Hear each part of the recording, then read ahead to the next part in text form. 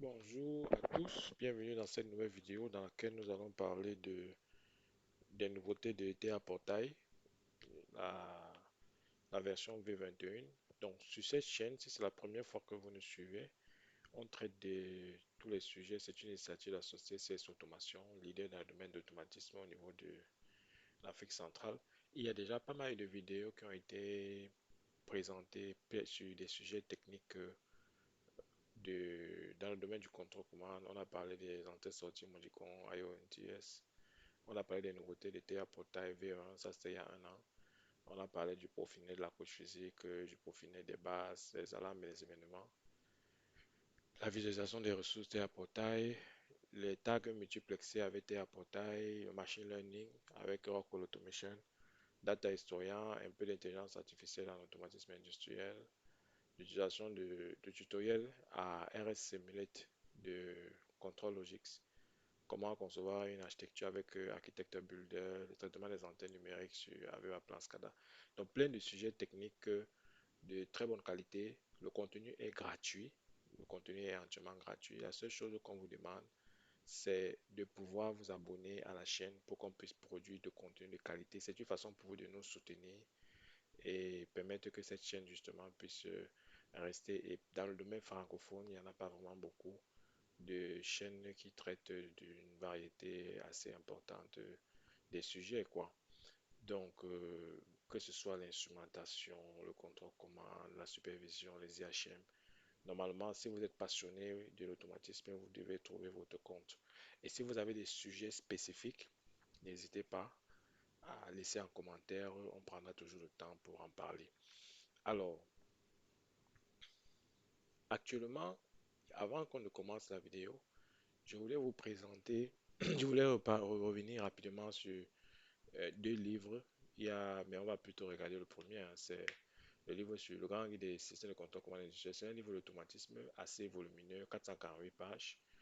Donc, c'est moi l'auteur et il contient plein de sujets techniques qui peuvent aider tous ceux qui sont dans le métier de l'automatisme, que vous soyez sur le terrain ou bien en formation DUT, en formation master. C'est un livre qui peut vous apporter beaucoup de concepts techniques. Il y a plein d'exercices qui sont corrigés. Le chapitre 1, c'est la structure du système automatisé. Le chapitre 2, c'est l'analyse fonctionnelle du besoin. Le chapitre 3, c'est la représentation de l'information.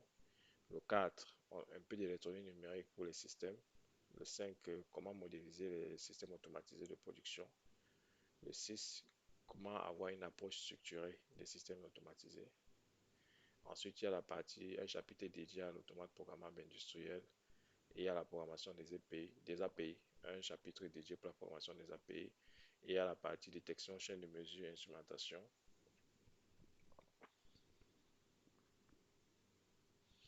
Donc, il y a la partie régulation, instruction de régulation sur automate. Donc, il y a plein de chapitres qui sont vraiment, qui tournent autour des automatismes industriels. N'hésitez pas à vous l'approprier. Il est en vente sur Amazon ou bien à la FNAC, ceux qui sont en Europe, en France, particulièrement. Au niveau du Cameroun, je pense qu'on a un exemplaire. Donc, n'hésitez pas à nous contacter par email à info@ccaut.com si vous êtes intéressé. Je pense qu'on a un ou deux exemplaires disponibles au niveau du Cameroun à Douala. Donc, sans plus tarder, on va commencer par la partie qui nous intéresse, hein. On va venir dans TA Portail. Ils ont lancé une nouvelle version, la V21. Donc, la V21, c'est la nouvelle version de TA Portail. Il y a plein d'améliorations qui sont sorties. Donc, ce document fait 337 pages. Je n'ai nullement l'intention de parcourir les 337 pages avec vous. Par contre, ce qui va être intéressant aujourd'hui de regarder, c'est de, de voir la partie au niveau des innovations sur le step 7. Parce que quand on parle de téléporter, en fait, ce n'est pas un logiciel pour programmer les automates, c'est un framework, comme Siemens l'appelle. Et ce framework, en fait, permet d'intégrer des briques qui sont des logiciels qui peuvent permettre de faire du motion control, qui peuvent permettre de gérer des variétés de vitesse, qui peuvent permettre de programmer des interfaces aux machines, qui peuvent permettre de programmer de la supervision sur une CC, runtime, etc. Donc, il y a plein de logiciels qui peuvent venir s'intégrer justement dans ce framework. Donc, dans les innovations, bon, il y a plein d'innovations là sur l'ensemble des sujets, mais euh, je vais regarder aujourd'hui principalement deux rubriques. La première rubrique, c'est les innovations qui concernent Step 7. On va regarder rapidement ce qui a été proposé. Et la dernière rubrique, ce sera sur la partie matérielle. Donc, sans plus tarder, on va regarder la, la partie logicielle. Enfin, la partie logicielle, notamment les innovations dans Step 7. Donc, aujourd'hui, dans la partie sémantique Source Documents, ils ont implémenté un peu comme une sorte de gestion des versions. Donc, c'est quelque chose pour moi qui représente une innovation dans le sens où, au niveau des automates programmables en termes de programmation et autres, on n'avait pas vraiment des constructeurs jusqu'ici qui avaient un vrai système de gestion des versions des programmes. Donc, les versions, c'est quoi? C'est que j'ai un programme, je le modifie, voilà, il évolue, etc. Donc, chacun essayait à son niveau de faire un peu comme il voulait, quoi. D'autres pouvaient mettre la date, d'autres appelaient le programme dernier backup, etc. Donc, ici, ce que Siemens dit, c'est qu'ils ont la possibilité d'exporter, d'importer les données du projet vers des systèmes tiers. Donc, on peut gérer le code source. On a quelque chose de lisible par les humains. On est indépendant de la version. Donc, vous voyez ici, au niveau du système de version contrôle, vous pouvez utiliser Git. Donc, ceux qui ont fait un peu d'informatique, ils savent que la puissance de Git dans la gestion justement des versions dans des applications. Donc, au niveau du cycle de déploiement du projet, vous avez les composants qui sont standardisés. Ensuite, vous allez les développer pour la partie customisée par rapport à la machine.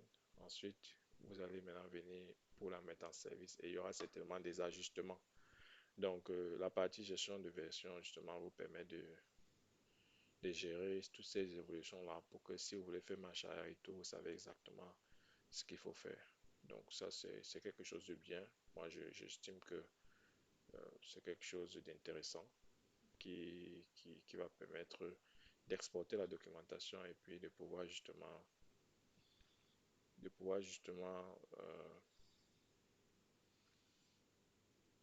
utiliser dans des systèmes tiers. Donc, dans les systèmes tiers, ici, c'est vrai qu'on n'a pas la liste globale qu'on a, mais ils ont marqué Git et on a les applications tiers. Alors, la deuxième innovation, c'est éviter la réinitialisation des blocs quand vous avez les modifications structurelles. Alors, les modifications structurelles et réalisation des blocs, moi, ça m'est arrivé, hein, et je peux vous dire que j'ai failli me faire vraiment, j'ai failli me faire vraiment blâmer par le client. Donc, quand vous programmez justement avec Siemens, il y a la possibilité de ranger vos variables dans des data blocks. Voilà, c'est ce qui est même recommandé pour avoir un programme très structuré et tout. Malheureusement, si la structure data block change, parce que vous avez par exemple modifié la structure data block, il y a des changements structurels, c'est ça ici. En général, quand vous faites un rechargement dans l'automate, il devait vous réinitialiser les informations du data block par défaut. Donc, le problème qui se pose avec ça, c'est que quand vous faites une réinitialisation, ça veut dire que vous perdez les données à un moment donné. Donc, si vous avez des variables qui avaient peut-être la valeur de 250, réinitialiser veut dire qu'elles repassent à zéro. Alors, aujourd'hui, ce qu'il dit, c'est qu'on a la possibilité de retenir les valeurs actuelles quand le changement est envoyé, malgré le fait qu'on a la possibilité, qu'on a eu des changements structurels dans le data block. Donc, ils ont implémenté quelque chose qui permet justement, vous voyez ici sur la capture d'écran, je vais un peu zoomer. Euh, L'ancien bloc d'une recette n'avait que un 2 3 4 paramètres. Ici, ils ont rajouté le cooling time, qui est un autre paramètre. Donc, ça, c'est une modification dans la structure du data block. Or, avant, vous n'avez pas la possibilité. La partie data block réinitialisation, c'était de base, c'était obligatoire. Il fallait que vous compreniez que ça devait se réinitialiser. Mais aujourd'hui, vous avez la possibilité de garder les valeurs actuelles. Et donc, quand vous faites votre modif, ça ne va pas impacter les valeurs. Donc, ça, c'est vraiment très intéressant. Par contre, ça ne va pas être disponible sur tous les PLC pour plusieurs raisons.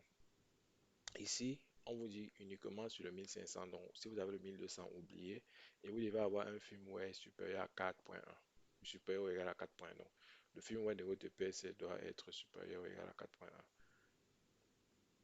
Donc, dans les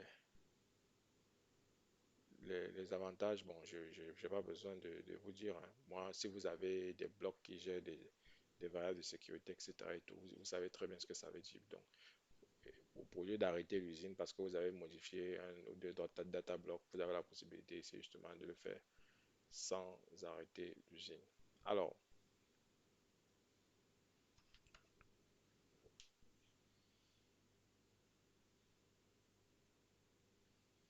donc vous avez la possibilité aussi de, d'implémenter des, il y a un nouveau type de données, un name value data type avec les software units. Honnêtement, je vois pas trop la pertinence, hein. Moi, je vais pas perdre le temps dessus.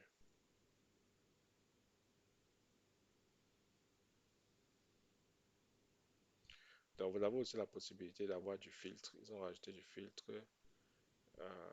Ils ont rajouté les filtres dans les blocs, les interfaces de blocs. Ils ont amélioré le multi-user. Voilà, on n'a pas besoin de refaire une synchronisation quand vous couchez le multi-user. Qu'est-ce qu'il y a d'autre? Bon, je pense que c'est tout pour l'instant. Le motion control, je ne vais pas trop m'appuyer dessus. Peut-être qu'on fera une présentation plus tard. Par contre, au niveau du matériel, on va quand même regarder ce qui est prévu. Il lance le contrôleur 1200G2 standard F. On avait déjà parlé du contrôleur S7200G2. Donc, si vous n'avez pas vu, la vidéo est sur la chaîne. Au niveau du firmware 4.1 d'Intel Portail, le software, l'OPC UA7, on en avait déjà. Donc, qu'est-ce qu'il y a de rajouter ici? Bon, on peut supporter l'usage du UMC Server pour l'authentification, ce qui est très bien pour la cybersécurité. On a la petite instruction de, de, de Modbus TCP redondante. Donc, on peut faire de la redondance en réseau, ce qui est aussi très intéressant. C'était pas disponible. Bon, pour finir, sécurité classe 1, communication load par défaut 26, 20%. Ils ont rajouté des nouveaux modules. Sur le S7200, on a trois nouveaux modules, 16 entrées, taux, relais, etc. C'est pas mal, hein. C'est très intéressant parce que le SM1200, c'est un petit automate qui devient donc très puissant puisqu'il a des modules qui peuvent brasser plusieurs entrées-sorties. Ils ont aussi des nouveaux processeurs de com. Donc, au niveau du hardware, vous avez une taille réduite, hein. Donc, le 1212C, par exemple, viendra avec 22% de consommation en moins sur le Engine. La 212-14C, ce sera une économie entre 27 et 38%. Les modules safety, etc. Donc, c'est des modules plus compacts. Après, pour l'électronique, oh, je ne sais pas trop comment le refroidissement se gère et tout, mais c'est. Voilà, donc vous aurez des armoires qui n'auront pas, où l'automate ne va pas être l'équipement le plus lourd. Donc, vous avez aussi le battery board qui permet de sauvegarder les données pour un an. C'est pas mal. Les batteries reviennent. Bon, je ne sais pas si je vais dire qu'on fait marche arrière ou pas, puisque dans les anciens automates, les S300, il y avait au départ des batteries. Ensuite, ils nous ont enlevé les batteries pour nous vendre les cartes mémoire qui devenaient obligatoires. Bon, maintenant, sur le 1200, il y a un module batterie qui revient. Bon, c'est pas mal. C'est pour gérer l'heure. On vous dit que vous pouvez avoir un temps de rétention d'au moins 1 an. Donc, ils ont introduit la partie FaceSafe. Bon, c'est pas, ce sera justement vers la fin de l'année 2026 qu'il y aura ce module DI là. Sinon, vous avez déjà des DI, des DQ. Donc, DI c'est Digital Impure, DQ c'est sorti tôt. Vous avez des modules de avec oui, les DI, DQ. Donc, vous pouvez aussi avoir des modules séparés, déportés, autant pour moi, qui font safety. Bon, avec un processeur qui n'est pas safe, je vois pas trop la pertinence de cette configuration. Ils font ça dans des... Ils ont rajouté donc au niveau du i7 1200 G2, euh, au niveau de l'OPC-UA, qu'est-ce qu'ils ont fait? On vous dit quand vous pouvez définir deux interfaces. Je pense que c'est une innovation. Avant c'était un. Et le nombre de nœuds, 2000, c'était aussi 1000, je pense. Le nombre d'items monitorés, dans le passé, c'était 500 qui étaient recommandés dans les souscriptions. Donc ça, c'est un peu plus puissant. C'est ce qu'on va dire. Il monte un peu en puissance. Donc, l'OPC-UA, le modèle de licence, bien évidemment, il garde la licence, hein. Il faudra acheter une licence quand vous voulez implémenter la fonction client. Donc, il faudra une licence de runtime. La licence peut être basique sur les CPU 1200 jusqu'à 1200 G2 et small à partir de 1513. Donc, ensuite, qu'est-ce qu'il y a d'autre? Ils ont mis le web server. Donc, le web server permet justement de se connecter à la CPU. Il y avait déjà un web server hein, sur la partie, je pense, 1500. Donc, vous vous connectez pour avoir des infos, diagnostics, etc. Ça, c'est une amélioration. C'est une amélioration. Même si la pertinence, pour moi, le diagnostic, si vous voulez faire un vrai diagnostic, vous devez utiliser la console de programmation. Mais bon, à un moment donné, il faut bien vendre des produits et puis justifier. C'est ce que je peux dire là. Je ne vais pas trop m'attarder non plus. Le compteur de mouvement, on fera une vidéo dédiée pour le compteur de mouvement. Au niveau du profil net, non, ça c'est pareil, c'est le motion control. Donc, au niveau des contrôleurs, qu'est-ce qu'ils disent? Qu'ils ont augmenté la sécurité, ok. On a le nombre de l'OPCUA permet de gérer les sécurités. Bon, ça aussi, c'était déjà, je ne sais pas pourquoi. Bon, ils disent gestion des sécurités avec des GDS. Honnêtement, je ne sais pas ce que ça veut dire. Je sais qu'on avait déjà la possibilité d'importer des escaliers de sécurité. Bon, on a la possibilité de protéger complètement la mémoire. On peut faire un upload avec de la carte mémoire, il faut la mémoire. Bon, oui, ça c'est une protection qui est pas mal. On a la synchronisation des CPU avec des fichiers GSD, ML.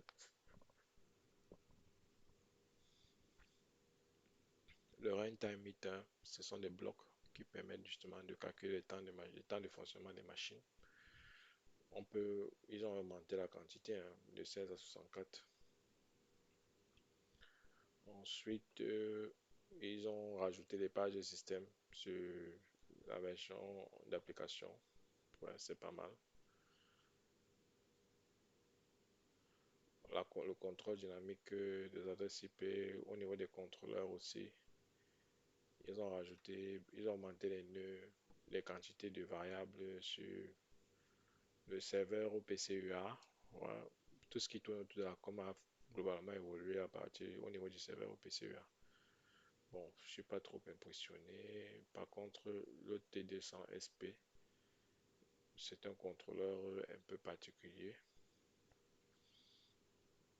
qui supporte désormais Windows 11 Enterprise IoT avec la long term support jusqu'en enfin la version 2024 de Windows 11. Donc vous en avez encore pour un bon moment, hein, je pense pratiquement 10 ans. Ou alors l'Industrial OS en 4.2. Secure Boot, on en avait déjà. Support de la carte Nvidia sur le contrôleur, ouais, pas mal. Pour ceux qui vont faire un peu de graphique.